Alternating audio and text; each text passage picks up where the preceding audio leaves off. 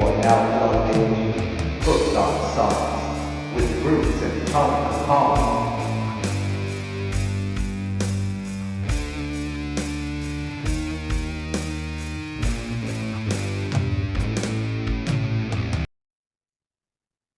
And we're live. How about that? Welcome, everybody, to another fantastic episode of Hooked on Sonics. I am one of your two hosts, Bruce, and over there is the Tone Capone, living his best life over there. We have another Trimegasaurus. Try Megasode Part 3. Special thanks to last week's guest, Fender Staxx, from Green Jellÿ and from his own band, the Supervillains. He had given us Billy Gibbons' latest solo album, Hardware, to review. We also have East Tennessee's own The Dirty Gospel with their debut album, Higher Ground. And last but certainly not least, we have Cheech and Chong's iconic soundtrack, Up in Smoke. Yes. So, we got a lot to go through on those. We got a little bit of music news, and I'm sure I'm going to go on a little quick rant at some point because, just what I'm feeling. This is what we do. Yeah, we got some alcohol, and we're going to catch up. But before all that, Tone, how are you? Good evening. Ladies and gentlemen, I am glad to be back with you. I know that last week's episode was pretty rough considering we had just gotten through all that craziness as far as the cruise went. But it was nice to come back home and have a special guest for the first episode back. Fender Staxx, thank you very much. And he was great. He was awesome. Lots of fun. Love to see that dude again. Love to see any members of Green Jellÿ come take that into account. Any version from anywhere would like to drop in on the show, just let us know. We understand that there's hundreds of you out there, and we're willing to meet all 100 of you. So that's what we do. That's what we do. We enjoy hanging out and talking with bands, and I think that's one thing people of that of touring caliber and stuff like they just want to talk and be treated like human beings. They want to carry the conversation the same way that you do. Of course, they like to talk about their music and stuff and whatnot, and we like to talk a bit about. What I find interesting is I love, like, the best part of last week's episode was how deep, like, and for, pardon my French here, but balls deep, literally, Fender Staxx was into the whole White Zombie thing. Yeah. Knowing we were there to review his stuff, and stuff that he had participated on and created something on, he was still balls deep about the White Zombie episode, and I absolutely loved it, dude. Yeah. Again, we're all music fans, and it's fun to connect on different things. So that was certainly cool. I know that he had tried to hook up with both of us at some point. He is currently on tour. Go check him out. He's going to be in Indianapolis, Newport, Kentucky, and then Cincinnati. I think those shows just happened, or they're happening. They're getting ready to happen. Yep, I didn't get to hook up with him because of just getting back from vacation, and everybody's dragging us every which way. So I told him, I said, let's get together and do lunch. He's out in the Easton area, and I love going out to Easton. There's some pretty cool places to dine out there and hang out. Yep. And just to, I think he wants to dump a couple CDs on me, and I'd look forward to having those. And that'll definitely be interesting. Wonderful. And let's not forget the alter ego Psycho G. Is that who that is? Yeah. Yep. Great time, man. If you are out there and you want to have a fun episode, time, you want to talk to somebody, hook up with this guy either at a show. If you do your own podcast, he seems like a very reasonable guy. Reach out. This dude is a riot. Yeah. And I look forward to meeting him out there on the street. So absolutely. Real quick, he did send me a couple things. A couple stickers. Here's a Fender Staxx Chubby Chaser sticker. I absolutely funny. love it. I absolutely love it. Then another sticker. I need Pretty- those. I need both of those. Yeah, yeah. And then Paul Revere. Oh, nice. I love it too. Dude, I would put those all over my fucking gear boxes. Oh yeah. Nice. And then last but not least. I love that one. That's Yeah, pretty absolutely cool. wonderful. Yeah. Yeah. So yeah, shout out to him, and yeah, again, thanks again for the conversation and the really cool album. So we'll get Yeah. into all that later. Yes, yes, definitely. What a wild time, what a wild guest, what a great episode. Bruce, Yeah. I gotta ask you, man. For me, over this past month, especially around the 420 area, record store day and stuff and whatnot, some great albums got released, and I have just been really soaking in a lot of major doom style releases. Have you been into anything right now? Anything dropping, within this last month that is like really been in your ear and eating you up? So as far as new releases go, the one that just sticks out in my head just immediately is the new single from a band called All That Remains. Okay. It's pretty powerful stuff. So yeah, definitely looking forward to checking out more of that. Um, as far as like other new releases, I haven't really listened to anything. However, last week we really didn't have time to get into it. I'll show you some of the hauls that I picked up from Record Store Day, just real quick. So, first one here is this Doors live in Stockholm, Sweden. Both shows. So back in the day, they used to do early shows and evening shows. So really cool, like articles on it, trifold. And then let me just show you some absolutely beautiful vinyl. Look at that. Beautiful sky blue translucent vinyl. For what album? That album? The Doors. Yep. Wow. Yep. That's a pretty album color. Mm-hmm. Oh, let's see. That later. Then, of course, I picked this up for you. Not Record Store Day related, but I had to pick this up for you. The Great Cats' first album. Worship Me or Die. Yes. Have you listened to it? I did listen to the side A. And It's better than that shit you sent me before. you like it better than the Beethoven on Speed? I do. It is a good album. To me, Yep. I absolutely love that album. The title track on that album, "Worship Me or Die, Die, Die, Die." Mhm. I love that chant. I love that. I love that. That just chant. It's cool shit, man. Yeah. Next for records. And thank go you. ahead. Thank you. Oh, for you're picking the welcome. album out. Yeah. Now, as soon as we can just hook up. Yeah.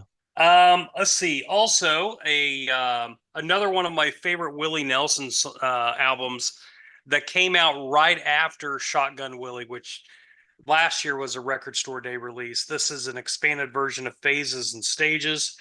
It's got great songs like Bloody Mary Morning, Heaven and Hell, Pick Up the Tempo. Nice little essay in there. Some outtakes, things like Look that. how young he was, man. He Oh was yeah, young as shit, just boy. a babe. Yeah. Just a baby. I am under the firm belief that, man, that dude has smoked enough pot that he has preserved his body all the way up to his 90, almost 100-year-old ass. Yes. And last but certainly not least, I got to show everyone this. A phenomenal presentation, Eric Carr, Unfinished Business. And hold on. What did you do? What is that? Light up LED lights. How'd you do that? Why does it do that? Because it's fucking cool. So remember Creatures of the Night The light video? up eyes. Yeah. Yeah. Yep. Same thing. Why? Is there any Creatures of the Night songs on there? No, there is a Lick It Up, his version of All Hell's Breaking Loose on there.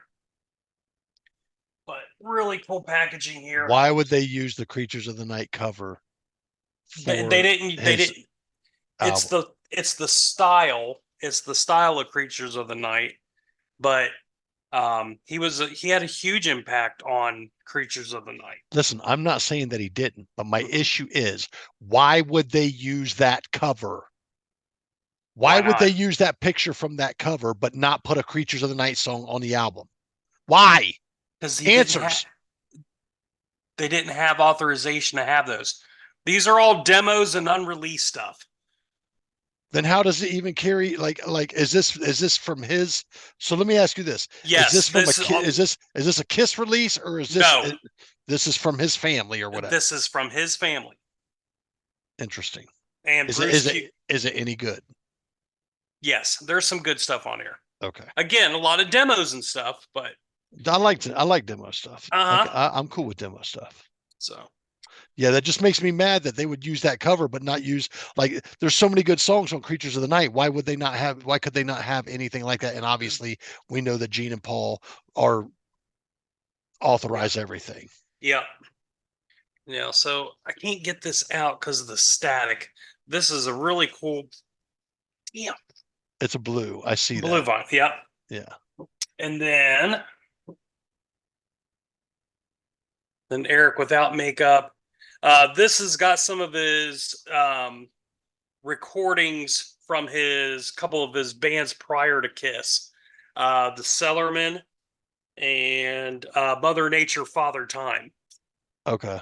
So pretty cool stuff. Again, if you're a Kiss nerd, and Yellow Vinyl. Cool. Yep. Very cool. I like it. Really cool piece. And looking. Yeah, they did a fantastic job putting that all together. Bruce Kulick had a hand in it. He works real closely with Eric's sister, who pretty much runs the whole estate right now. So, yeah. And that's all I got. All right. We know that I purchased most of my music digitally. Yeah. I purchased one of the Boris Heavy Rocks albums digitally, and finally got around to listen to it. Amazing. I purchased Bong Ripper's Empty album, came out of the blue for me, out of left field. We saw the High on Fire album coming. We know that there's an Ohm album out there working. And the Heavy Temple album, I kind of expected to be out. I have my hands on the Heavy Temple, which is Garden of Heathens. My hands on the High on Fire, Cometh the Storm, and Bong Ripper's Empty. And then there was another one that seems to be a pretty big release, and I've listened to it and I've really enjoyed it, which is the Hastronaut. I cannot remember the name of the album for the freaking life of me. Give me 1 second here. Sure. The Hastronaut album, No Return. It was actually on my phone. I was actually just recently listening to it. So with that being said, I've listened to all those albums. And this has been a big major month for Doom, Stoner Doom, Psychedelic Doom, huge album releases. Every one of the albums I mentioned are absolutely fucking amazing. Now, Record Store Day, I'm not as big on Record Store Day as you are because you're the more avid record collector. But I did ask you that if Lost and Found actually had that record, the record that I was looking for, would you pick it up for me? And you told me you would, and I figured you would. Well, it sounds like, from your story there, that they had only gotten one, but it sold out like that. I ended up going over to McKay's down there where you were, and they did not have it either. But it was the only stop I was able to make. When I got back home, I went to Discogs and looked at something, and it actually, I looked at somewhere, and that somewhere led, I think it was actually recordstoredaysite.com. So I'm actually opening the album Cheech and Chong's Up in Smoke record store day release. I was debating on whether or not to open it, but we're doing a show about it, so we might as well open it. That's so right. This actually came out for record store day release. And man, if you just take a look at the back of this, from my understanding, this wasn't one of the bigger releases. This is, I think, this is the Smoke and Green vinyl record store day exclusive. There was a bigger release that came with a big old pack of papers and stuff in it and whatnot. But there you have that. Mhm. I'm gonna go ahead and there Yeah. you have that. And then Uh-huh. I'm going to go ahead and pop this open here real quick. And oh my goodness, man, they would use a great scene for the inside. Unfortunately, I'm not going to show you. You got to buy the album yourself, motherfucker. I had to pay for it. No, but I do got one thing to say. Mm. Mama, tell me how to live. That is so fucking awesome, man. Nice. Tell me that is not fucking great. So Yeah. yeah, I dig it, dude. Let's take a look at the vinyl. Take a Yeah. look at what that looks like. Smoking green, they said. Smoking green. So holy moly, this is green. I can tell you that right freaking now. Holy cow. Can we get it out of the album cover? Wow. That's Look beautiful. at that, man. What do you think That's of that, beautiful. man? Up in smoke. That's beautiful. And dude, that's exactly why I hunted it down. I knew it was a beautiful album, and I absolutely you know what, this may not be everybody's cup of tea, but this movie holds a very near and dear place to my heart for many a reason. So many great scenes, so many great tunes on this whole thing. But the cool thing, like it was there was the so it's not it's okay for me to go ahead and say shit. I speak openly anyways. I've done a lot of drugs in my time, lots and lots of drugs in my time. And back when we used to do powder, it was not an uncommon occurrence to repeat the scene where the chick was snorting the Ajax or whatever. And go.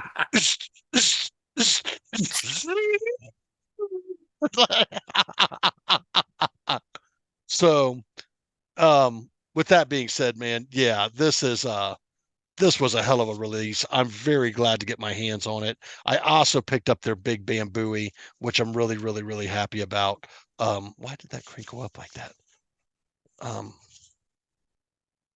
on now, don't be like that. You're a rookie. It's fine. Dude, I don't own a lot of albums, so I don't do this. So did it catch on something? Yeah, it's catching. What's it catching on?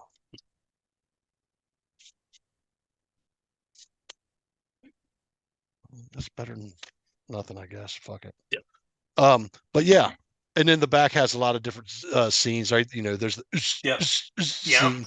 But anyways, that was the big one that I wanted to pick up from Record Store Day. I'm very glad to have gotten my hands on it. I actually picked that up at my local record store here that has been a big part of our thing for many years. They're a little pricey, but a lot of times you can find some really cool stuff up in there. And they actually had 5 copies of that. Nice. Now they have 4 or less because I bought one of them. But that was from our good friends over at Magnolia Thunder Pussy Records. Nice. Just one thing I want to say about that real quick, man. And this is a very serious thing. I apologize for doing this and catching you off guard with this. There was a gentleman that I grew up with going to that record store for a number of years.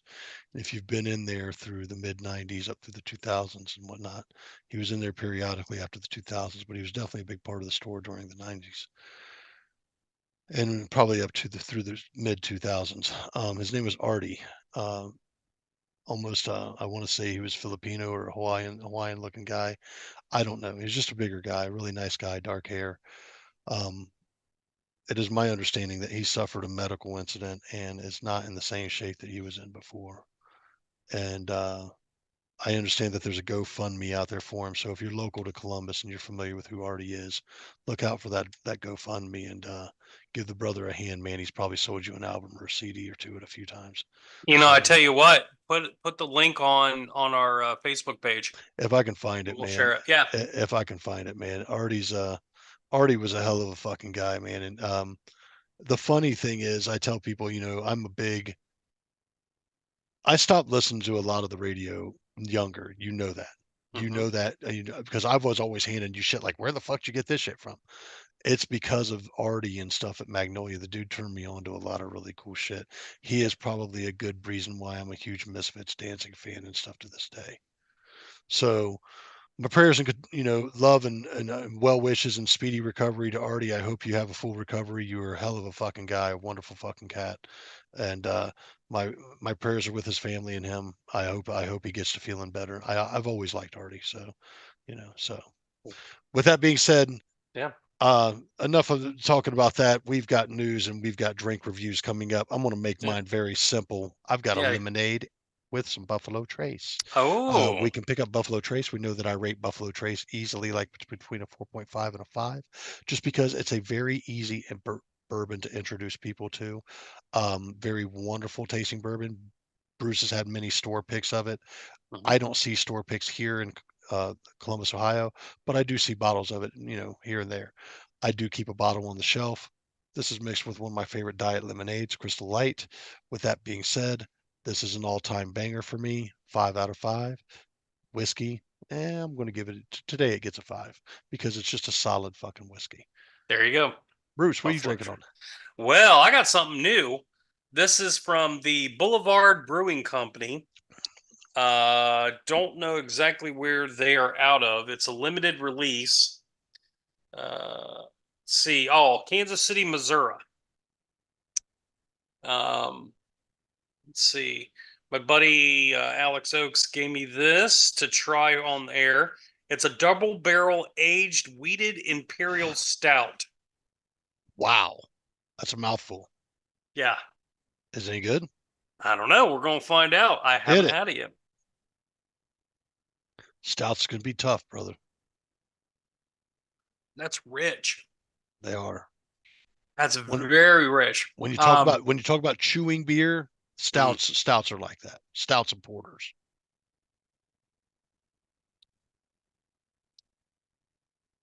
Some nice caramel tones. Man, You got any coffee in there? a little bit. A lot of stouts have coffee in them. A little bit. Chocolate? Any Yeah. chocolate notes at all? Usually some chocolate and some porters.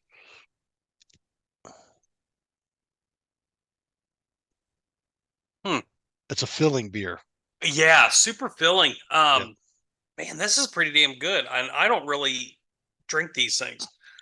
This is a 12% alcohol. This is a stout. How many of those you got? Just the one. It's plenty. That's all you Plenty gonna for need. today. That's all you're gonna need. That's right. So thank you, Oaksy. This one's really good. I'm gonna give this a 5. I'm banger. pleasantly surprised. Yeah. Nice. I'll keep my eye out for that. Absolutely. All right. A little bit of news that I got. Let's see. Bill Kreutzmann from the Grateful Dead, their drummer. Happy birthday today. By the way, we're recording May 7th. So. Okay, May 7th, Tuesday, May 7th. That's right. That's when we're recording. And then, let's see. Mickey Gilley. One of my favorite country songs is The Girls All Get Prettier at Closing Time. That's a Mickey Gilley classic. He died today, back in 22. And so did Eddie Rabbitt, Driving My Life Away. Nice. Is that the album that had Crazy Night, Rainy Night on it? I love a rainy night. I love a rainy. Oh, it's one of my favorite tunes, dude. And then Jerry Nolan from the New York Dolls was born today. Nice. Yeah, dude. Nice. That's about it. Oh, Also, I will say this. This is where I'm going to get my slight rant. Friday, Randy Travis. I don't know if anyone, we probably don't have a whole lot of Randy Travis fans out there, but 80s, early 90s country music icon. I love Randy. Yep. He had a stroke a few years back that left him pretty messed fucked up. Yeah. Yeah. Well, he released a new song. And hold on, I'll look up the song real quick. And it was really interesting. Give me a second. Sorry, guys.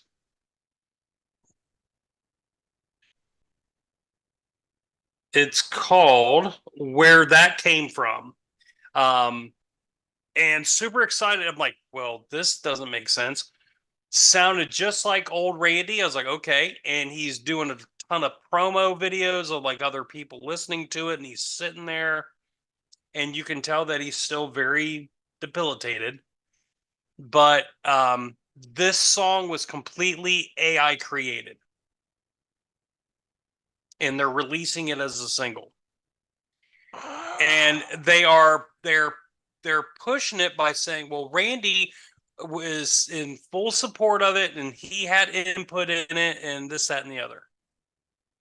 This is a slippery slope, guys. Because if we, again, I'm a Randy Travis fan. I don't want this. Do me a favor. Do me a favor. This AI thing has the high potential to be a long conversation and a meaty conversation. And I want to have this conversation. So do me a favor. We're going to circle back to that in just a second. I'm going to go through some of the stuff I found on the news over here at Blabbermouth. And we're going to come back to that because I've got some stuff to say about AI as well.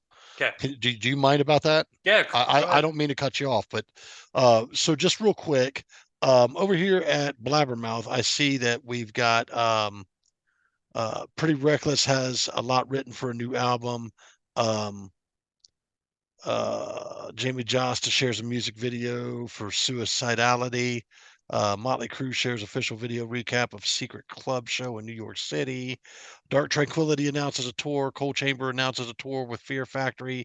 Mr. Big announces another album, album 10, which is straight, was something I wanted to talk about real quick. Strange that they're going to release another album, but they're talking about hanging it up. That was the final tour. Why would we release another album and then not do do a tour off that album and make that the final tour? So very weird.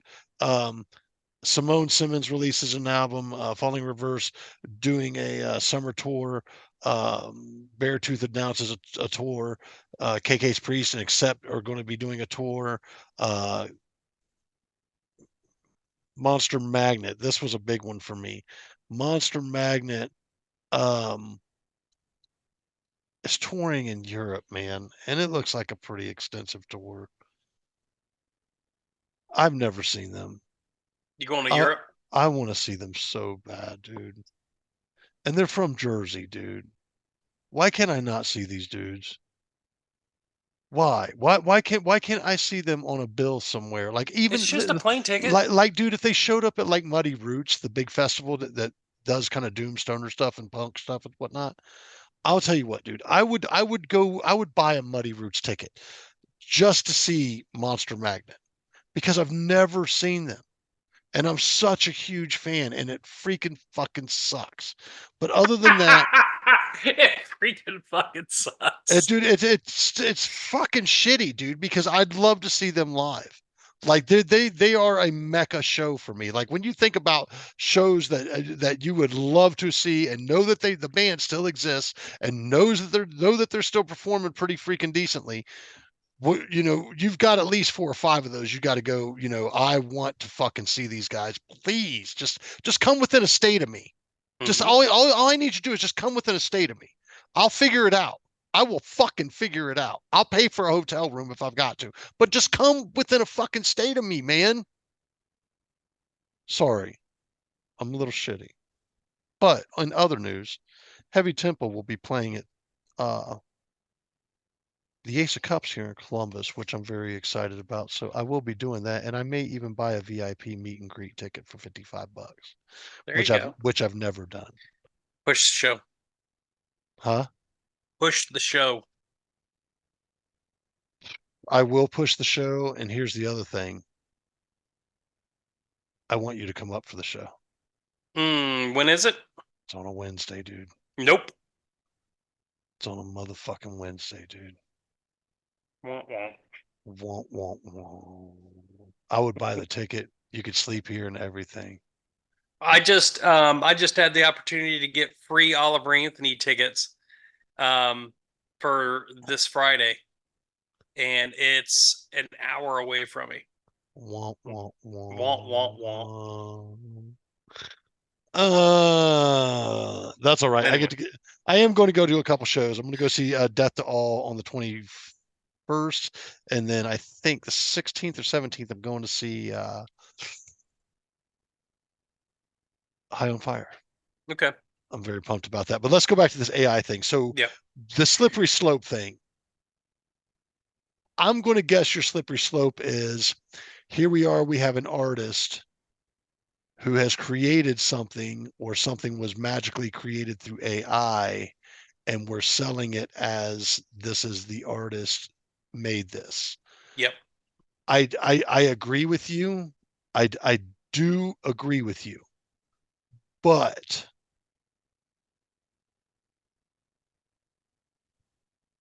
how different is that than per se the Tupac shit?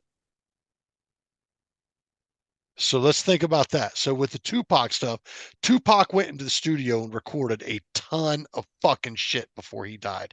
Like a fucking ton. Everybody will tell you in interviews, the motherfucker was a workhorse.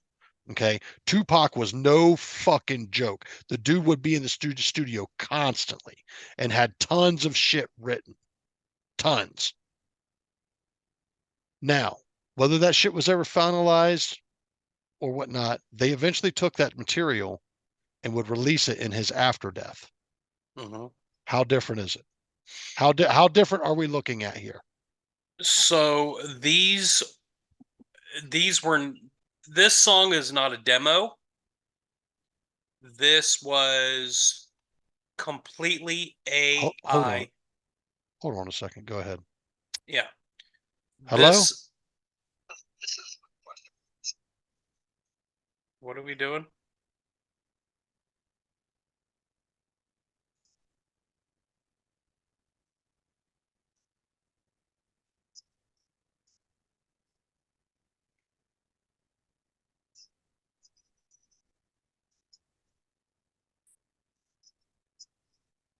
Call into, do me a favor, call into Insight and make them aware.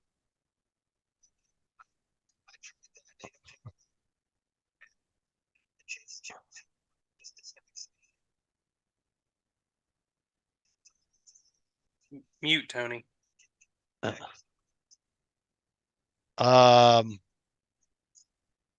Yeah, if nobody, so what time was the site scheduled? Mute. Mute.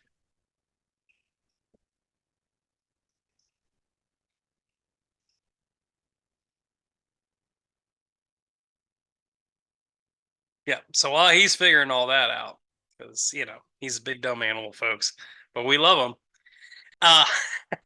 The slippery slope with AI is an artist can now completely not be involved. And we all know how record companies are. You give them an inch, they'll take a mile. So I don't know if anyone out there has seen the AI versions of Johnny Cash singing Richmond, North of Richmond. That sounds exactly like Johnny Cash. This is the same principle where the artist will essentially be phased out by AI. If a artist wants to do something on their record and the record company says, no, we want you to do this, and the artist says, no, I'm not doing that, the record company can straight up go above their head and potentially just do an album, just AI, and release it. And the artist is completely taken out. This is a huge deal. This is a long-term problem that I think it's really important that we as fans and, lovers of music, we stop this right now. Don't let this become the norm. Um, it's just it's too dangerous. There's going to be a lot of artists out of work. That's my opinion.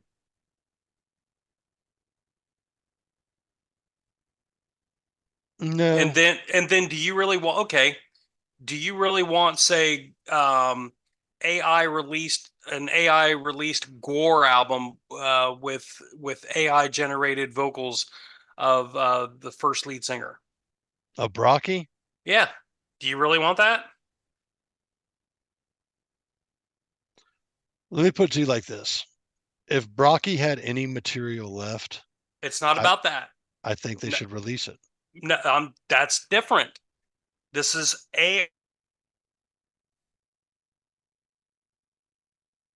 You locked up on me.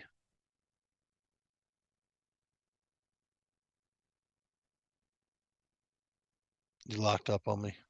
Are you with me?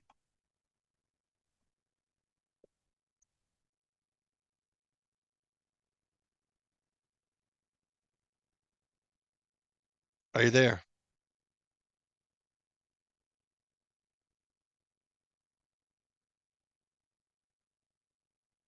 All right, looks like we lost Bruce for a second. Anyways, I'll go on about the AI situation. AI to me, how are they utilizing? We need to look into that. We need to look into what are they doing and how are they utilizing that? Are they utilizing it? You there? Yeah, I'm here. Are they Okay. so you didn't miss much. You just disappeared there for a second. Okay. Anyways, are you got storms in your area? It might be. I know they're calling for. I've got storms coming up through my stuff too. So, Mm. anyways, the AI thing. Listen, I think we don't need to go, hey, no, let's stop that right now. Let's not do that. Let's not be those guys, because obviously it's really cool that we're able to find something that was pieced together. The artist gave approval on it, and I think that's the big thing. Just did the artist give approval on it? If we got situations where record companies are coming in and they're taking over and producing this AI shit and selling it off without the the band's permission, Mm-hmm. I think that's a big slippery slope. I also think that if the band gives their permission, I mean,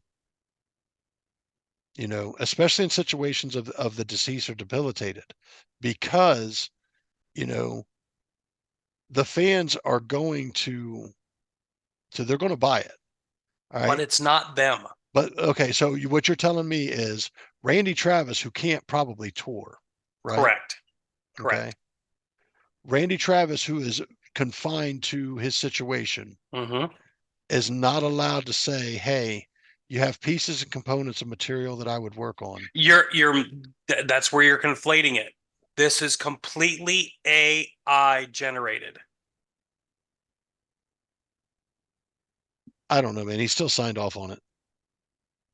And if it was an opportunity to get the guy another $1 million in his pocket so he could pay his medical bills or live, I'm not opposed to that, man. Okay. How do you feel about Kiss avatars? Going to see a Kiss avatar show? I won't. Why? What's wrong with that? Because they look like shit. Doesn't. They look like shit, dude. They look like. So if they look good, you'd go. Listen, let's call a spade a spade. They look like shit. Mm-hmm.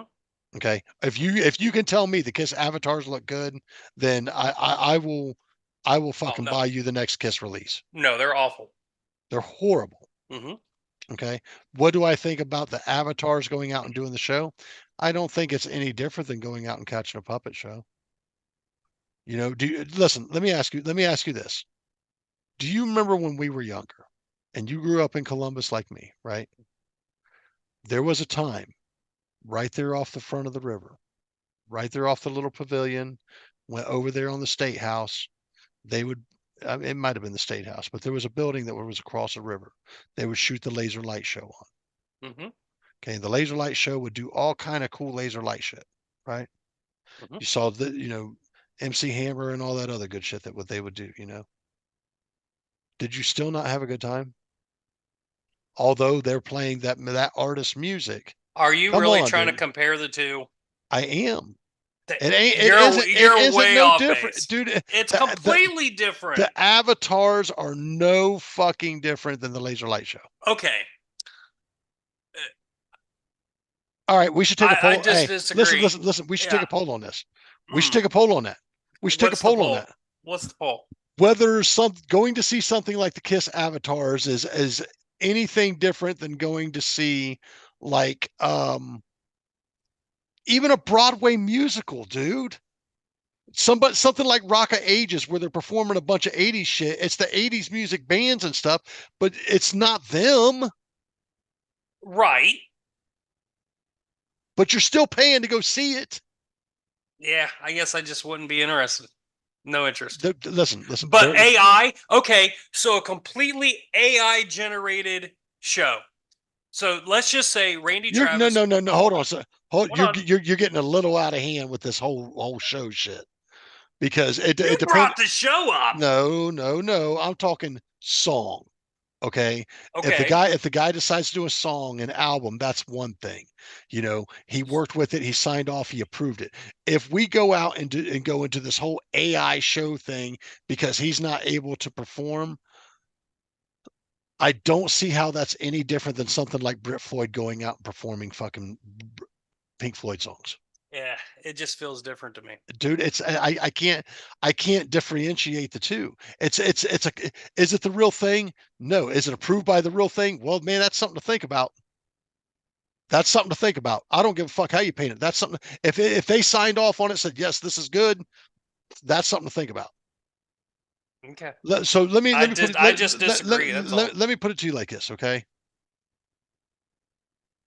You have grandchildren, right? Yeah. Mm-hmm. At some point in time in their life, they're going to come to Grandpa Bruce and they're going to go, Bruce, why do you like Kiss so much? What's so cool about Kiss, right? Mm. And you're going to be able to go back and you're going to be able to show them concert footage. You're going to be able to share live music with them from the live sets and stuff and whatnot. But the closest you're going to get from this point forward to ever sharing that live experience with them is going to be those avatars. Would you let your grandson down? Yes. You're a clown. It's for his own fucking good. It's not for his own good. Dude. It's for his own damn good. But we're deviating from the AI. The AI is a problem. And if you start accepting that artists are going to release completely AI generated stuff, then they're not putting in the work. Right. And they're getting paid to not put in the work. And that right. and listen, I understand that. But we're talking different, and you can't just say no in general. Dude, I can. Listen. Me as a fan, I can. Listen. How different? I'm gonna hit you in the face. You're gonna this one's gonna hurt. I'm going, dude, I'm going for the gut punch. Are you ready? Yeah. How different would this be than them finding a bunch of pieces of John Prine material and saying, hey, we're going to do our best to piece something together of this that we have, and we're going to release it. No different than it's different, man, dude. Because this is why you're missing this piece. You're saying taking pieces of X material. That's different because the Beatles did that. Hold on. So listen. So what you're saying is AI doesn't use any source material to go, hey, this has to sound like Randy Travis. Yeah, it says, hey, Google, sound like Randy Travis. Do you think there's source material of Johnny Cash singing Richmond, north of Richmond? No. It's completely computer generated. I know that. And it sounded just fucking like him. Because they know how to hit the nuances and shit. But that's not good. That's a cute little novelty thing, but that is dangerous for the fucking music industry. That's horrible. Horrible. I don't know, man. I think we should make a poll about it. Sure. Is AI good, or do you see AI as a negative or positive thing for the music industry? Okay. I think we should. Okay. And I think that people should, and I think you should put on the post, please cite the AI section of our video to understand our takes on it. All right. Okay. Sure. We'll figure that out. Your take is no. My take is it's okay in situations. Right. Your take is no. Right. My take is in certain situations, if we could utilize that and we could put something in the family's pocket or the person's pocket if they're debilitated, I have no problem with that, especially if fans want it. If fans want it, they want it. Let them have it. Fuck it. Quit acting like a bitch. Yeah, I hear you. Do me a favor. Do me a favor. Pull your pants up, tighten your belt, and be a man. Be a man. Be a man. Be a man. All right. All right, man. And you know what, guys? That is the news. Yeah, that's right. All right. Well, let's get to this. Let's get these album reviews. Which album do you want to start with first? Do you want to start off with Billy Gibbons and we both go at it? Yeah, let's do Billy Gibbons and go ahead and give that to Fender there real quick. Yeah. So yeah, again, we want to thank Fender Staxx from Green Jellÿ and with his band, the Supervillains, for giving us this album. He cited. Stay safe on tour, fellas. Absolutely. He cited ZZ Top as one of his big influences as a kid and in his current musical journey. So yeah. He gave us Billy Gibbons's Hardware. I believe this was released in 2019. So nice. Yeah. Good deal. Now my question All would right. be, question would be, do you think you want to go? Yeah. Do you think Mr. Staxx watched some previous episodes of Hooked on Sonics and saw the beard and was just like, yeah, I'm going to go ahead and give them a ZZ Top album? I'm sure that's what it was. I'm sure he did a lot of homework with that. Like, hey, shit. All right. You go first. Well, I guess we'll just kind of go through each song, kind of give our takes on them. Okay. You just want to go back and forth? Yeah, move. Yeah. The first song is My Lucky Card. All right. So My Lucky Card off of Billy Gibbons Hardware. Let me go ahead and state something real quick. Before I go on, I'd like to say a few things about the album. One thing I've always noticed when it comes to ZZ Top and Billy Gibbons and stuff and whatnot, they often like to push the envelope in ways that you kind of don't expect from them, but then eventually as you've grown to know them, you do expect it, right? So you're going to run across a little bit of that on the album. Obviously some blues factor, hard rock factor, definitely southern rock factor going on here. Love, and before I get into the review, and I might be a little biased on this album, let me make this perfectly clear. I'm a big ZZ Top fan too. I'm actually getting to go see them later this year, so I'm looking forward to it. Cool. God rest. Come on, man. Dusty. Dusty Hill. Dusty Hill. They put they put a hat on a microphone stand out there for him. Nice. Through some of the show, which is pretty cool. Yeah. Big bummer, man. I love these guys. I've loved these guys since I was a kid. Mm-hmm. But with that said, My Lucky Card, man, very bluesy, great opener. I loved it. I gave it a name, man. Yep. I put in here, it's a nice riff. It's a nice mix. Big low end. Solos is nice slide, simple and effective. Gave it an A myself. Nice. Number 2 was She's on Fire. Mm-hmm. So I actually gave that one a B. A good song, not a standout, not skippable by any means. Mm-hmm. Just didn't stand out as much as some of the other stuff on the album for me. Yep. I actually gave that one an A. To me, it started off like a Beatles song, and I could not figure out what fucking Beatles song. It kept reminding me of it, but that riff was it's like, fuck, what Beatles song is that? Anyway, great driving bass, nice solo on it. I gave it an A. Good. Third track would be More. I give this an A plus. I love this track, and the drums and solo really stood out on this track. Mm-hmm. So I really, really like this track. I gave it an A plus. Yeah, absolutely. I gave this an A plus. This is one of the standout tracks for me on this album. Great riff again.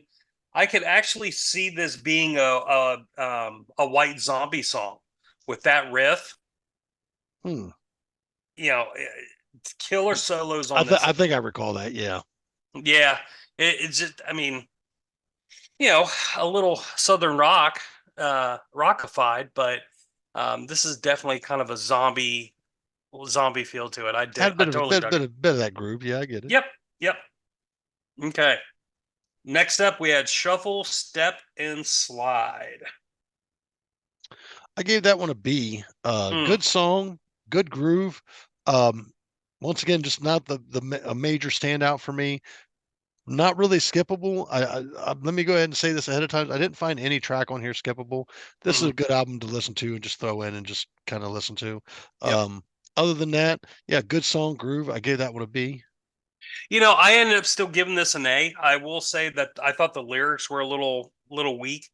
It's a great juke joint vibe. And again, some additional great guitar work.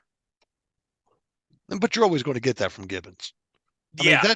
that dude, listen, that dude had a fucking Jimi Hendrix seal of approval long before anybody else, dude.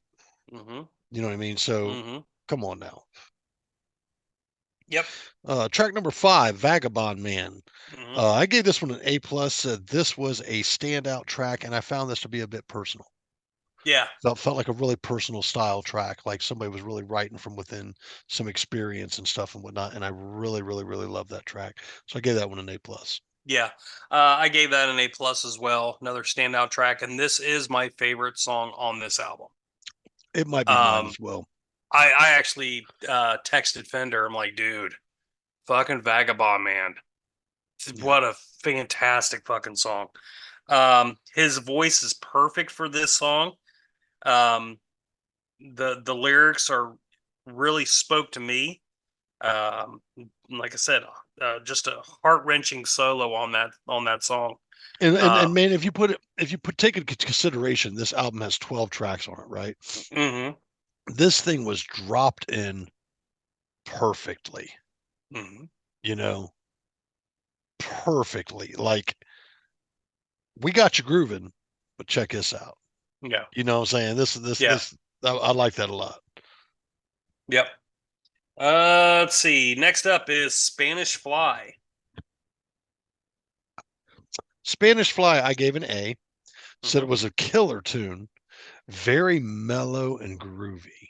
I really did dig that. I believe there was I believe there's like some chorus stuff going on, some females singing at some Yep. point in time in the song, and that kind of wore on me a little bit, but it didn't ding the song enough. I understand its placement. Still found it to be a killer tune. Gave it an A. Okay. I actually gave this one a B. Yeah. It wasn't a great song. It had a nice beat, really cool groove. The verses were just eh.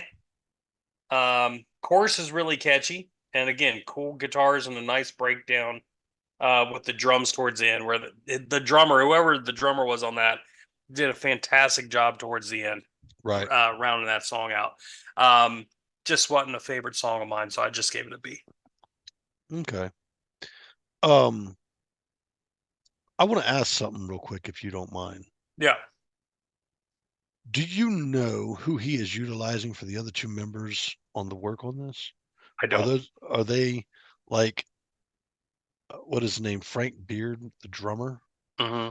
Is he using Beard on the drums for I don't. this? I really don't know. I can look it up and let you know later. But Yeah, I'd like to know that. Um, we did Spanish Fly, so track number 7, West Coast Junkie.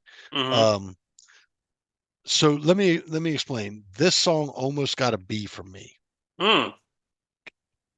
And then I was kind of paying attention to where I was listening from, and there was a video with it, Oh, and okay. I was just like, okay, killer riff, cool video, I dig it. I gave it an A. So Nice. yeah, I didn't see the video, but I gave it an A anyway. I love that surfer vibe. And his guitar work reminds me a lot of Jimmy Vaughn, Steve Ray Vaughan's brother. Okay. Very similar in style on this particular song. So I gave it an A. I loved it. Nice, nice. Mm-hmm. All right. Track number 8 was Stackin' Bones featuring Larkin Poe, it looked like. Mm-hmm. I gave this a B, man. First, like I've kind of expected maybe something a little more of this track because it had a feature on it, Mm-hmm. and it didn't sit well with me, so it wasn't a standout track. So I ended up giving it a B. Was it horrible enough to skip? Not really. Like I said, there's not a skippable track on the album, but it just didn't stand out as much as the others to me. No, I would agree with you. It's mostly just okay. Yeah. It's an okay song. I did really like the background singers. And again, I keep saying this, and it's a thread throughout. Great guitar work. Oh well, come on, dude. It's Gibbons. Yep. But yeah, the biggest part was background singers and the guitars on this. Everything else just meh. Okay. Okay. All right. So from there we had I Was a Highway. Mm-hmm. I give this an A, man. Killer tune, very catchy. Um, I love it. Yep. I absolutely love this song. This and Vagabond Man really kind of stood out, if I recall, from this album for me. Mm. Um, really, really, really dig this track. Killer tune, catchy. What'd you think? No, I agree. I gave it an A. I love the old gospel, the old timey gospel feeling to it. The little hand clapping and boom, boom, boom, boom. I loved it. So, Yeah. gave it an A. Nice, Yep. nice. Track number 10. This is SGLMBBR. And I have no idea what the hell that means. I couldn't figure it out for the life of me, man. I want to say Some Girls Like My, and that's what it is. Some Girls Like My, and then I can't figure out what the BBR is. Is it beard, barbecue rub, BB rub, barbecue rub? Maybe, I don't know. I don't know, dude. I couldn't figure it out. I gave the song an A, heavy riff, probably the heaviest riff on the album, to be honest with you. And A gave it a kill. It said it was killer tune. I loved it. Track A. Yeah. I really liked the riff on it. Everything else, I was just, boy, I gave it a B. Ah, I like the riff, but this is why we do the show. I know it. All right, where do you stand on Hey Baby, Que Paso? Hey, baby, que paso? I absolutely love this track. Mm, Groovy as hell is what I wrote beside this. I gave it an A, and this was this is a bit of a banger on the track, man. I like yeah, it. I liked it too. I gave it A as well. Very unique song, catchy as fuck chorus, and I love the harmonica work on it. Nice. Yeah. Track number 12, final track, man. This was Desert High. Mm, I gave this an A plus. Great spoken word thing going on here. Killer yep. solo on the track. Absolute killer closer. Once again, this is a standout track. I gotta tell you, man, this is a solid album, Yeah. in my opinion. Would you give track 12? I gave track 12 an A as well. I said his voice is perfect for this. This song was actually kind of reminiscent of Gone Cold by Clutch Yeah. for me. And then David Lee Roth, he had a song called Black Sand off his solo album, his DLR album in 97. That was a lot like this with John 5 playing guitar on it. Oh, so good. It reminded me of both Nice. those songs. Absolutely love this song. This is Nice. another one of those standouts for me. Absolute standout. Great, great, man. So here we are. We've got a lot of great fucking tracks. Great Mm-hmm. album. I didn't hear a lot of B's going on here. Yep. We've got 12 tracks. Of those 12 tracks, I can list 1, 2, 3 that I listed were B's, man. Mm-hmm. What Same do you here. give something? What do you give something like that? You know? I'm gonna give it a solid 9.5. the rest of the album is that much. Those three absolute standout tracks, more, Vagabond Man and Desert High. I would definitely come back to this album all fucking day long, all day. And that's where I have a problem. Mm. All right, do I see this fitting in with like my ZZ Top greatest hits? I don't. How often am I going to find myself in a situation to listen to this? Mm-hmm. I'm listening to so much other music. You know what I mean? Yep. Is this a great album? No, undoubtedly, this is a great album. I'd expect a great album from Billy Gibbons. I don't think the man writes bad albums, to be honest with you. He's a great blues player. If you enjoy the blues and things rooted in the blues, this is what you're going to get from him. The problem I find with this, man, is I don't know that I'm going to fit this. Like every time I think of ZZ Top, am I going to go Billy? Billy Gibbons had that solo album that was really killer. I need to jump on that real quick, man. I don't know that this is going to fit in my regular rotation. Is it a great album? Should it fit in my regular rotation? If I was in the mood for blues, something a little bluesy, something a little ZZ Toppy, something a little different than ZZ Top, because this isn't the same thing as ZZ Top. Let's make that clear. Yep. This is it's a good album. I just don't know that I could find it in my regular rotation. You gave it a 9.5, and because I don't know that I could find it in my regular rotation, an 8 would mean I would check out more. And I did, and I love ZZ Top, Billy Gibbons, and whatnot. I'm gonna go just a little lower than you, man. Yeah, you can't deny this is a great album. I'm gonna give it a 9. There you go. I'm gonna give it a 9. Okay. I really like this album. I think this is a really, really good album, and I will do my best to try and remember at times, hey, this exists and I need to get my hands on it. Yeah, If it was something I would buy, if I happen to see a steal on it or something, I'll grab it up, but it's not something I'm looking to hunt right away. But if I run across it, I would probably pick it up. It's pretty damn good, man. There's no denying it's a damn good album. There you go. Cool. 9 from me and a 9.5 from you. Damn, we have been kicking some kick-ass fucking reviews as of late, man. I know. All right. Are you up next or me up next? You go ahead and go up next. Oh, are you serious? Yeah, I'm dead serious. Oh, man, here we go. Yeah.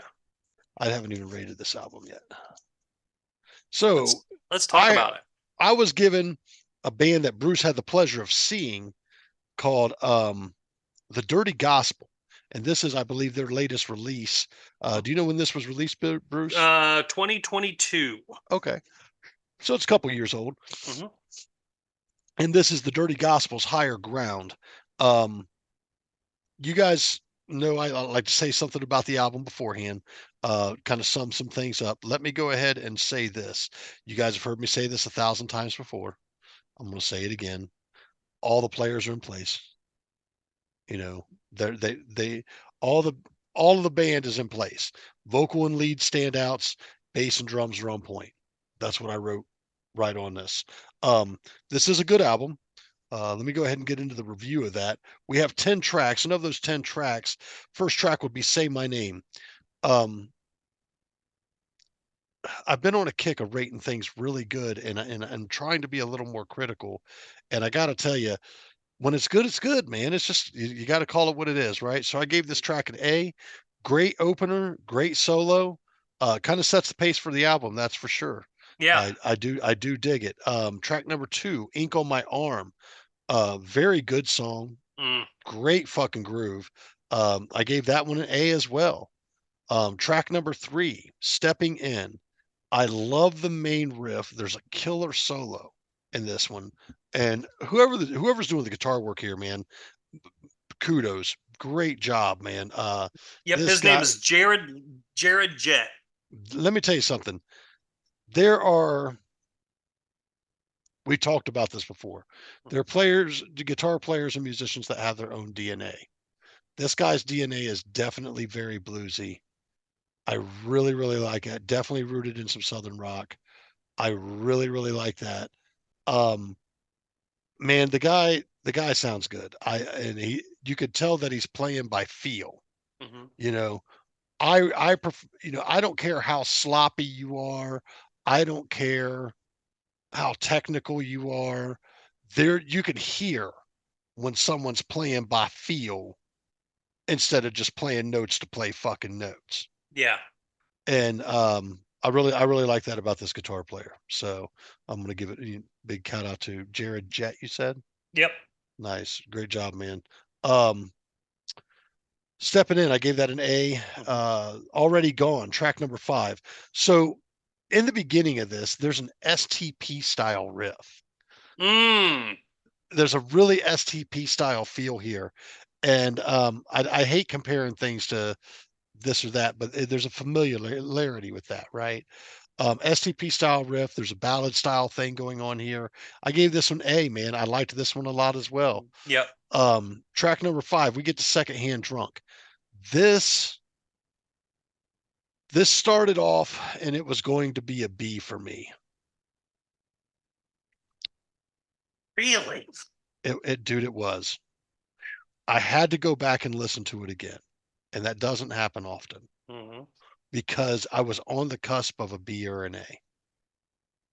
I listened to it again. I gave this an A plus with an asterisk. It's a standout track and it's very deep. I really dig this song. Track number 6, Ride That Line, man. We hit a fucking high point in this album right in the middle. I gave this an A plus as well with a fucking asterisk. I love the riff. I love the keys. Once again, another killer solo. Mm-hmm. Good job, man. I absolutely love both those tracks on it. Like there's 2 tracks right there in the middle that just bam, stand out, man. Killer. Number 7, Hank Skinner and the Stones. I wanted I liked the title of the song and I wanted to like this song a lot more, but I couldn't. It's my first B plus. Mm. I dig the song, man. It's not skippable. I didn't dig it as much as some of the other stuff on the album. Track number 8, Higher Ground, which is the title track. Mm-hmm. This is a great title track. This is a great song. We're getting into some of the longer stuff that they're writing in the later parts of this album. And by this time, for me, it's kind of wearing a little bit on me, and I'm really trying to pay attention to it. So I've had to go back and listen to a couple tracks. Um, just because you listen to the same thing over and over and over, and then the later part of the tracks are the longer tracks. It's a bit to take in. But I wanted to rate it fairly. The title track, I gave an A. Higher Ground Mm-hmm. got an A. Track number 9, One of These Days. I actually ended up giving it a B. It's a good track, Huh. not my favorite. Um, and it just it just didn't stand out as much as the rest of the album. Southern Land. This is track 10. I gave this an A plus. This is a great closer. Killer solo. Don't mind I don't mind that it's long, and I have this to say about the album. Good production, modern Southern rock album. This has the potential to be a great album if given a real listen to. It'll most likely will miss people's radar. Yeah. It's It's unfortunate. totally unfortunate. It's very, very unfortunate. And that's what I had to think about, man, is like, this is a solid fucking album. And I think with the proper backing, there's definitely a couple tracks on here that could make mainstream radio, Mm-hmm. you know? Yep. And it's unfortunate because this is a great band, but how many great bands will never see that upper tier echelon because of record companies or because of the redesign of way things are, you know? And it saddens me because there's a lot of good talent here. Do Mm-hmm. I think that this album's for everybody? No. But I think if you like Southern rock with a really good rooted in blues feel, great vocals, all the players are there. This is your album, man. This is a solid fucking album. I'm going to actually go ahead and give this one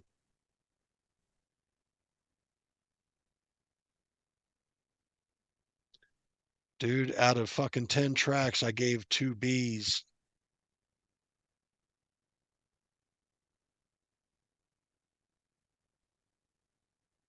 God, I like this album. I just don't know if I'm going to buy it.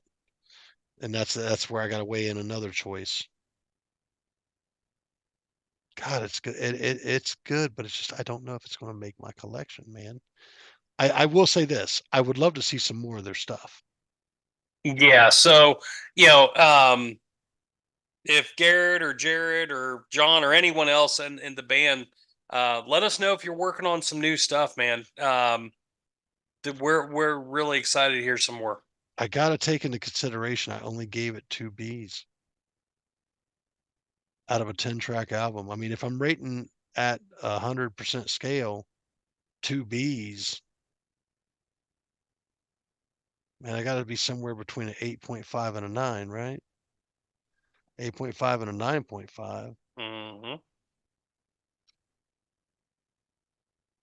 God, I like this album, but I don't know if I'm going to buy it. Yes, sure.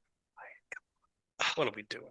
I got to get the digital version, man. I think they're on Bandcamp, so I might be able to pick it up. I'm gonna give it 8.75, man. 8.75. 8.75. Solid album. I just don't know if it's going to make my collection. I do think people need to check this fucking band out. I mean,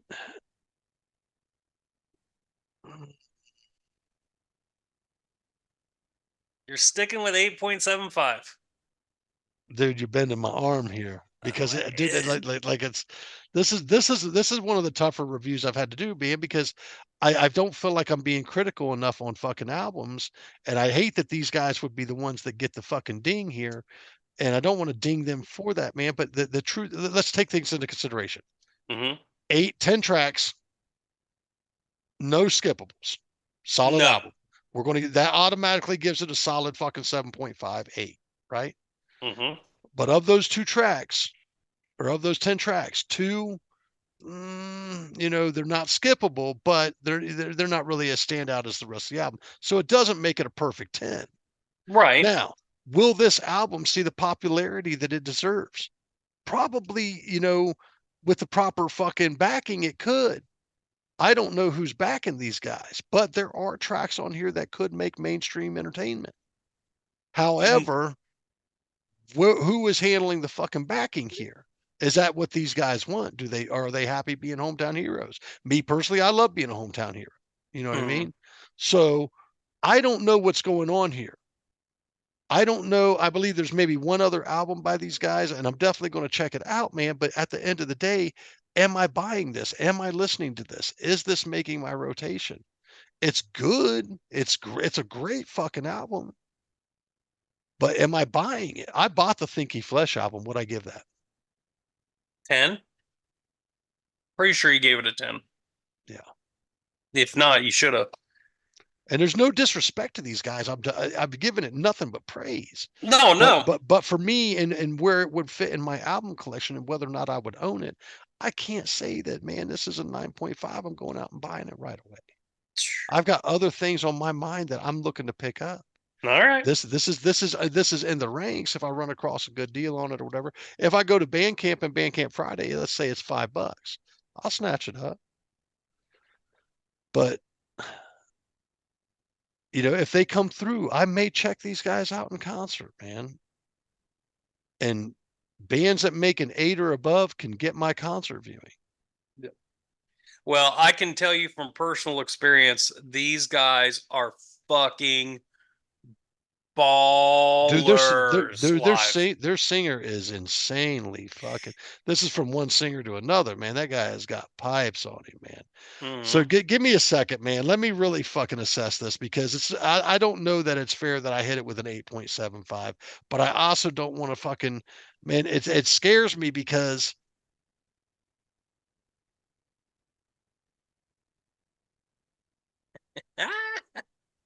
I'm a whole half point. I said somewhere between an 8.75 and a 9.5, right? Yep. I'm not buying this. Not unless I can get it on a steal. I don't know that it has time in my rotation. Listen, it's not my main form of music, man. I get it.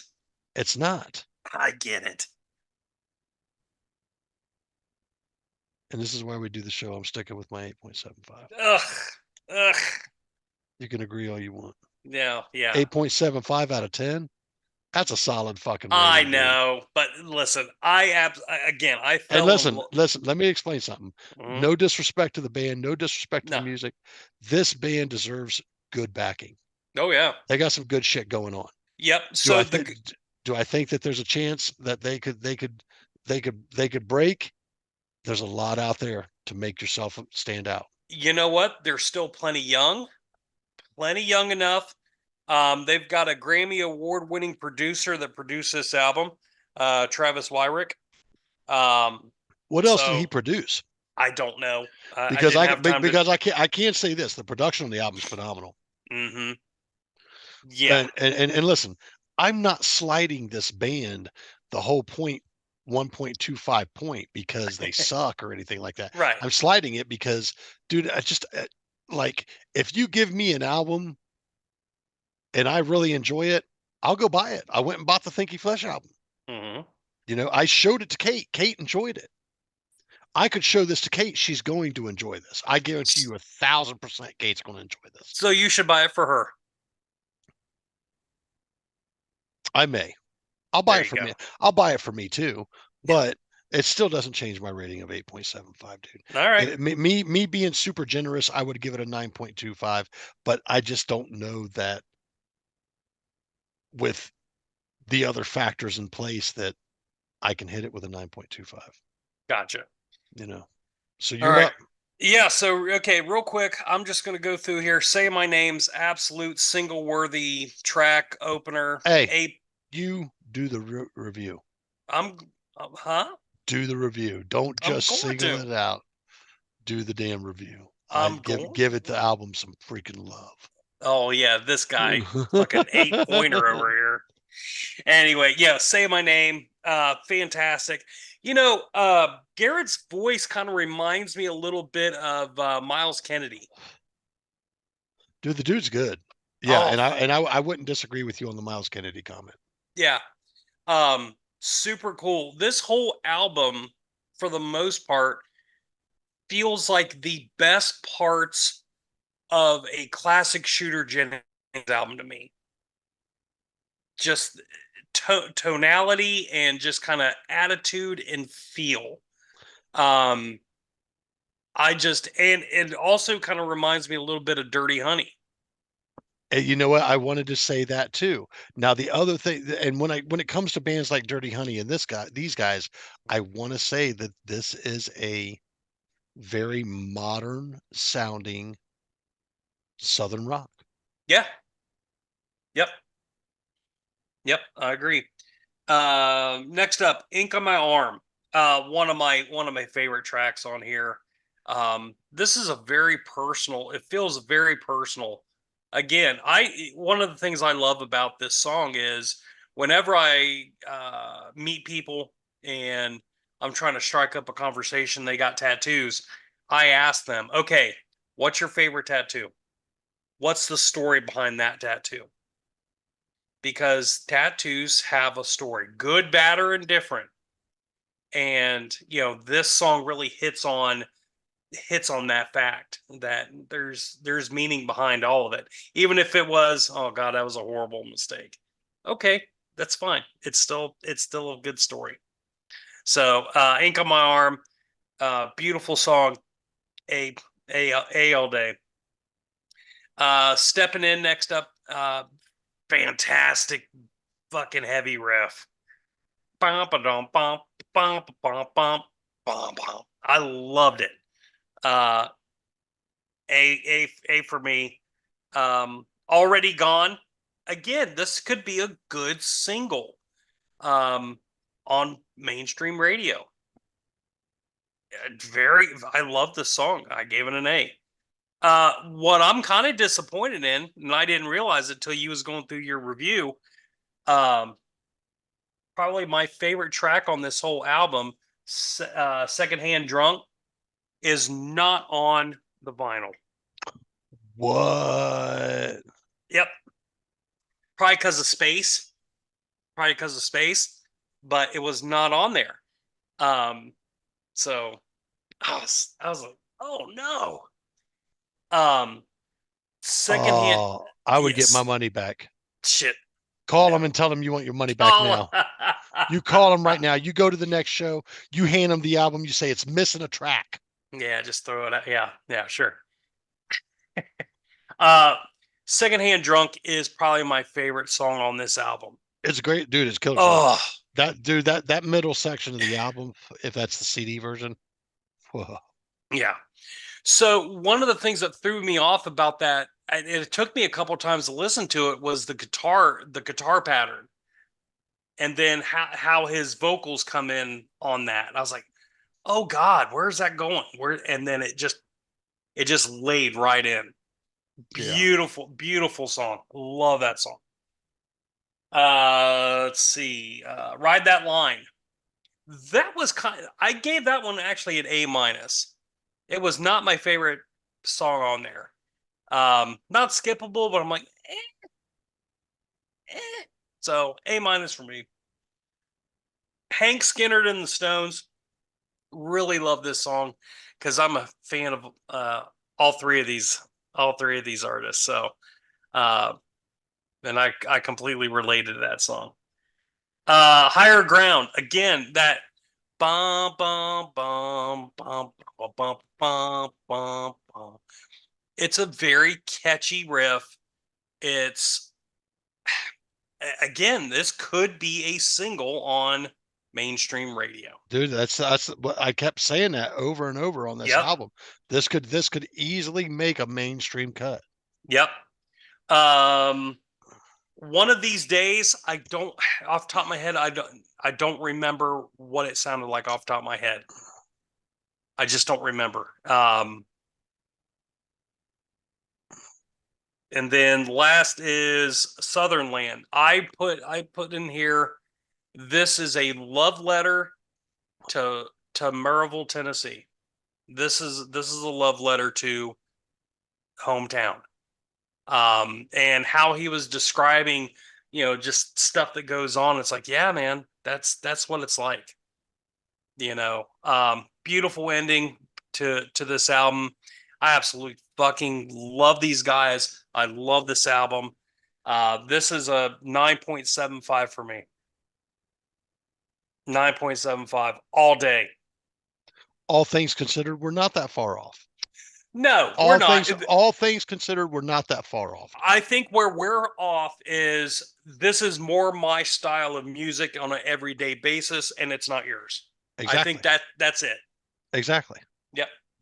Where you might rate a Doom album that I would listen to consistently, a really high rating, it doesn't mean that it's going to fit into your regular fucking rotation. Oh, absolutely. And let me explain something. If you make above an 8, and I want to make this very clear to any band out there, if you make above an 8, I will listen to you.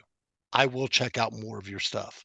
If I find myself enjoying your catalog, I'll buy the whole catalog, whatever's available out there digitally.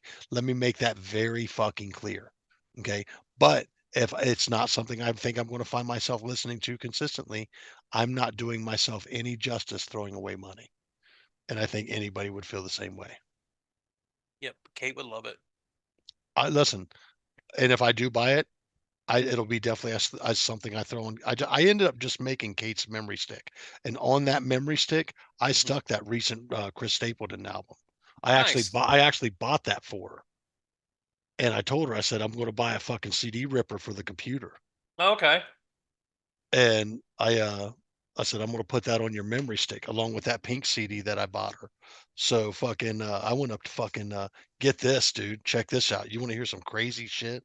I went up to fucking Micro Center and bought that motherfucker right there for $17.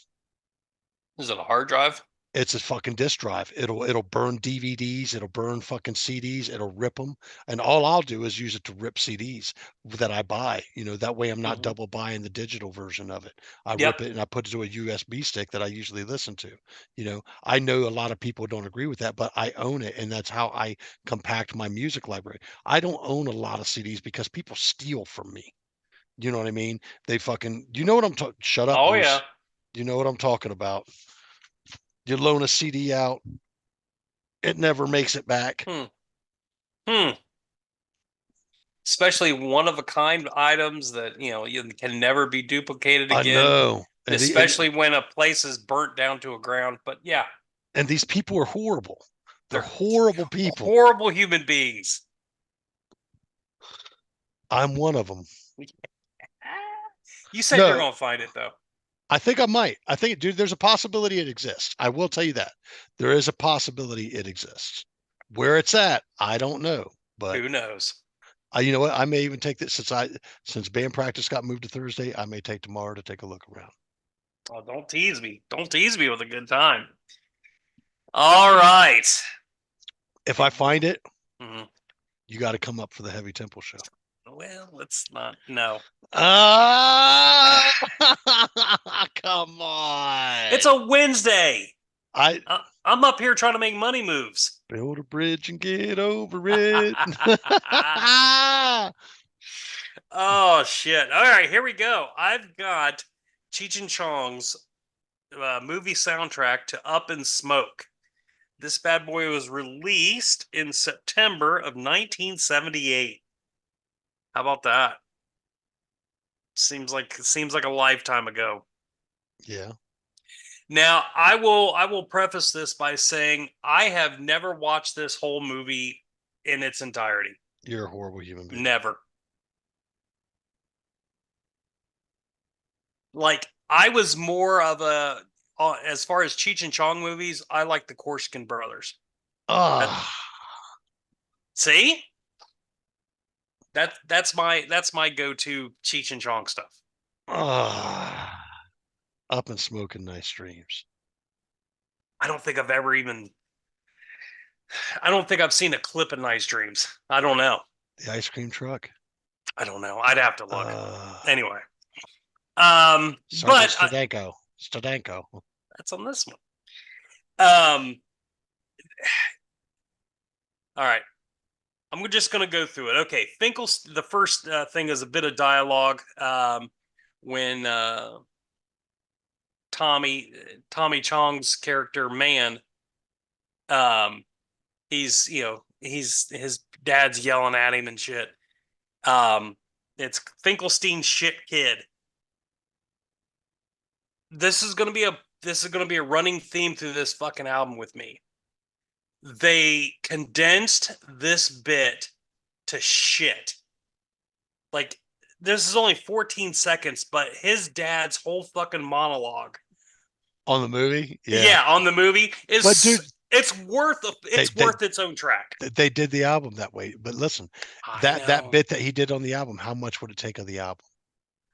It was only what, 2 minutes, 3 minutes? It would still take a bit of the album, dude. Dude, okay, well, here's first gear and second gear. That's over 7 minutes long. But that's the scene. Well, here's the kicker, though. I'll get to it. All right. I ended up giving it a B just because they cut it to shit. Okay. It irritated me. All right. Up in Smoke, the song, I gave it an A+. I loved it. I mean, this is probably the best song on here. Oh, come on. From a pure song. Okay. From a pure song. It's a classic country feel. I loved it. And Tommy's a pretty good singer. Yeah. Tommy doesn't get his due. But next, Lowrider. You know what's funny? Lowrider is not available digitally. Really? Mm-hmm. That was not included on like the digital. It's blacked out. So, but Lowrider, that's an absolute classic song. Anyone who doesn't bop along to that, whether it's on this or Dazed and Confused or any other fucking thing you've ever heard it on, beautiful. I fucking love that song. And then first gear, second gear. I ended up giving it an A, but they still cut it out. One of the things that doesn't convey well, this bit doesn't convey the greatest just listening to it. You have to have watched the movie to understand, the bit, to really get the bit where, Cheech's expressions and, Tommy's lack of reaction And then again, they cut some of the fucking bit out and they spliced it. It wasn't cohesive. So I still ended up giving it an A, but they screwed the pooch on the editing on that for me. Next was Framed. I've been framed, man. Yeah.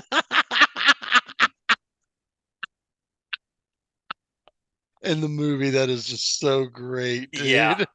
Yeah. Um, this wasn't a great song to me. It was cute. It was funny. I gave it a B, but it wasn't a standout at all. Oh, come on. I've been framed, man. Yeah. Again, that part's funny, but the rest of it, eh. Let's see. Searching. What did I put in there? It's a skippable track. I like the horns on it, but this is some shit reggae. I gave it a C. Did not like this track at all. It didn't age well, I don't think. Ajax Lady track.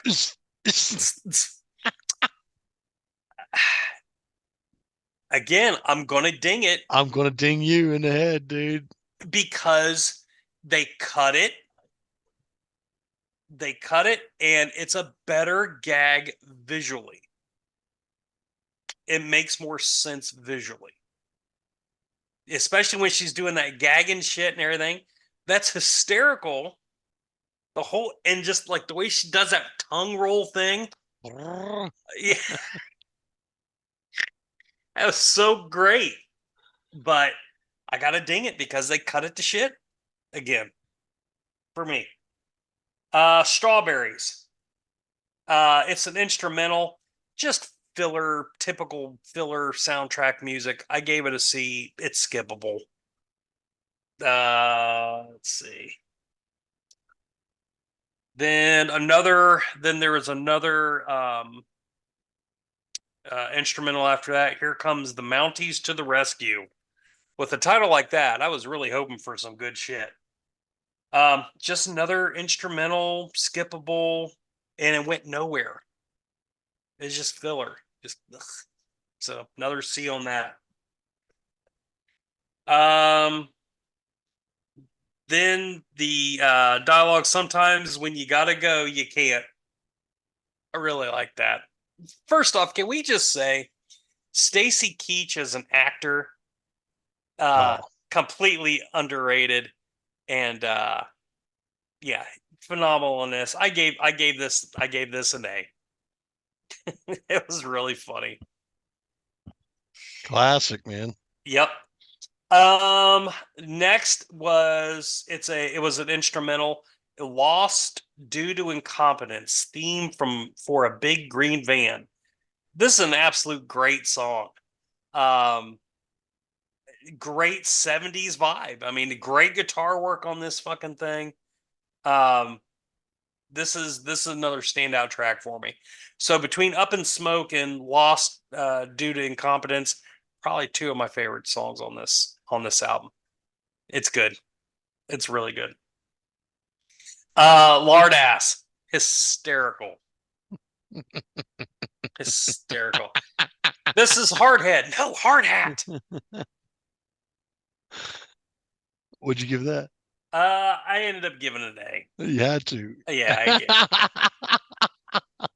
This album is a lot of fun, dude. I don't care how you paint it, dude. This album's a lot of fun. Let's see. Next up is Rock Fight. This had a definite Cheap Trick vibe to me. This could have been a Cheap Trick song, easily. Going to the rock fight. I gave it a B plus. It was fun. It just wasn't a great song. Okay. But I gave it a B plus. Next up is I Didn't Know Your Name Was Alex. Okay. I was listening to the first time I listened to this song or this album. Yeah, this song. I was at work. And again, I told you I never watched this movie. So I'm like, okay, didn't know my name was Alex. And then she starts in with that. I'm like, oh shit! No, I'm trying to get the fucking computer down. Oh god.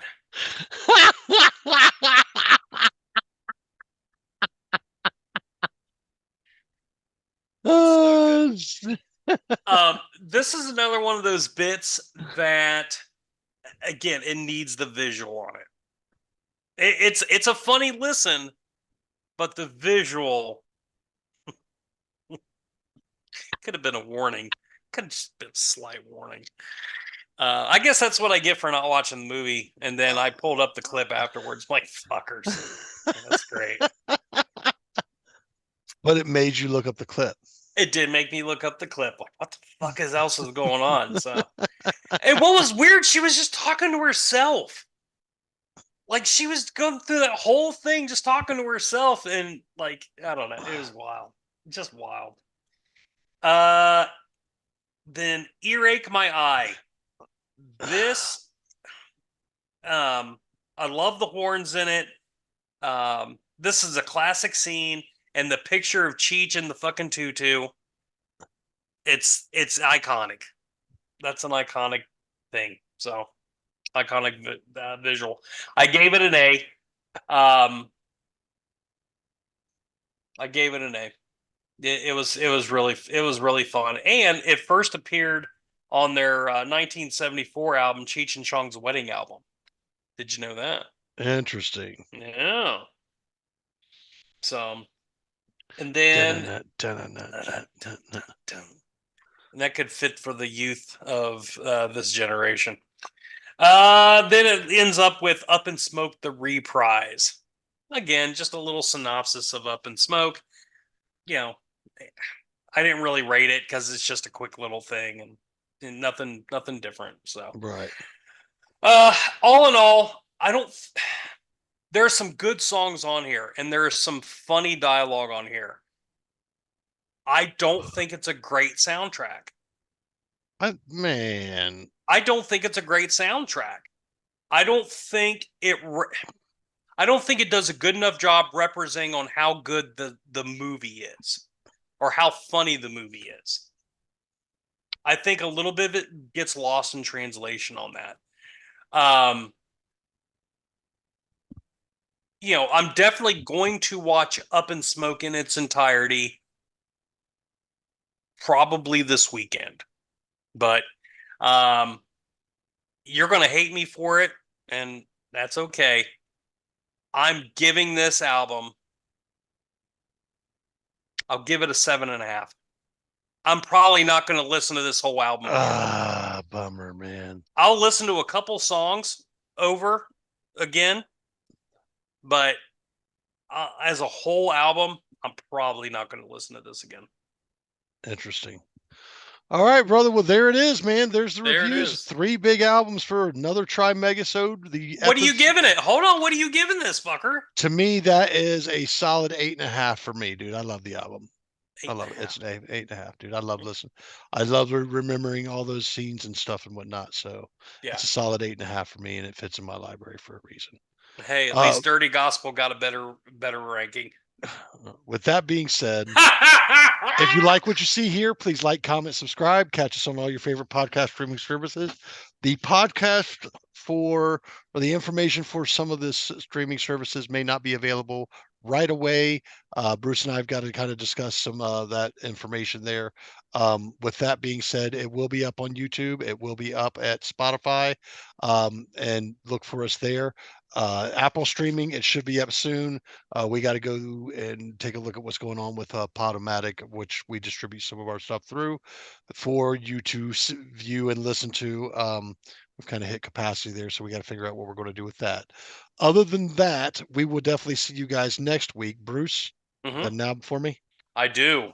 All right. I'm giving you, and this is thanks to my wife. She turned me on to a song off this album that I'm like, huh. And so I started listening to the album. I was like, fuck, I really dig this album. So you're getting it. You're getting Nazareth's Hair of the Dog album. Classic.